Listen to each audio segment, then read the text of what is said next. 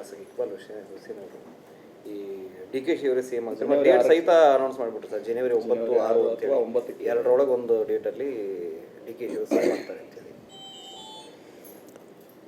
ಒಬ್ಬೊಬ್ಬರು ಅಭಿಮಾನಿಗಳಿರ್ತಾರೆ, ಅವರು ತಮ್ಮ ಅಭಿಮಾನಕ್ಕೋಸ್ಕರ ಅವ್ರು ಹೇಳ್ತಿರ್ತಾರೆ. ಬಟ್ ತೀರ್ಮಾನ ಆಗೋದು ಹೈಕಮಾಂಡ್ ಏನು ತೀರ್ಮಾನ ಮಾಡ್ತೈತೆ ಅದು ಫೈನಲ್ ಆಗುತ್ತೆ.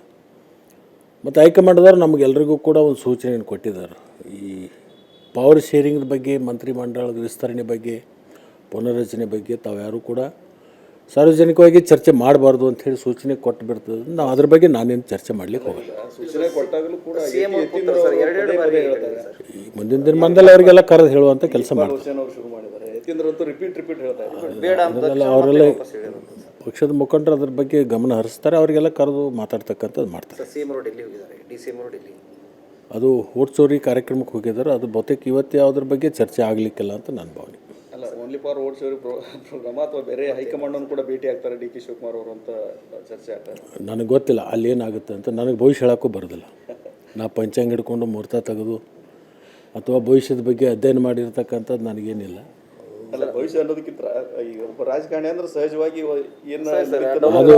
ಅದು ಗೊತ್ತಿದ್ದರೆ ಹೇಳ್ತಿದ್ವಿ, ಗೊತ್ತಿಲ್ಲ. ಸರ್ ಒಂದು ಕಡೆ ಅಧಿವೇಶನ ನಡೆದಿದೆ ಮತ್ತು ಡೆವಲಪ್ಮೆಂಟ್ಗಳಾಗ್ತಾ ಇದೆ ಸರ್, ಹಂಗಾಗಿ ಅವೆಲ್ಲ ರಾಜಕಾರಣ ನಿಂದಿರಬಾರ್ದು, ಹರಿ ನೀರಿದ್ದಂಗೆ ಚರ್ಚೆದಾಗಿರಬೇಕು.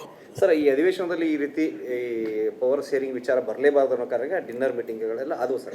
ಅದಾದ ಬಳಿಕವೂ ಈ ರೀತಿ ಚರ್ಚೆಗಳು ಬರ್ತಾ ಇರೋದು ಮೂರನೇ. ನಾನು ಹೈಕಮಾಂಡಿಗೆ ವಿನಂತಿ ಮಾಡ್ತೀನಿ, ಆದಷ್ಟು ಬೇಗನೆ ಇದಕ್ಕೊಂದು ಇತಿಶ್ರೀ ಹಾಡುವಂಥ ಕೆಲಸ ಮಾಡಲಿ ಅಂತ.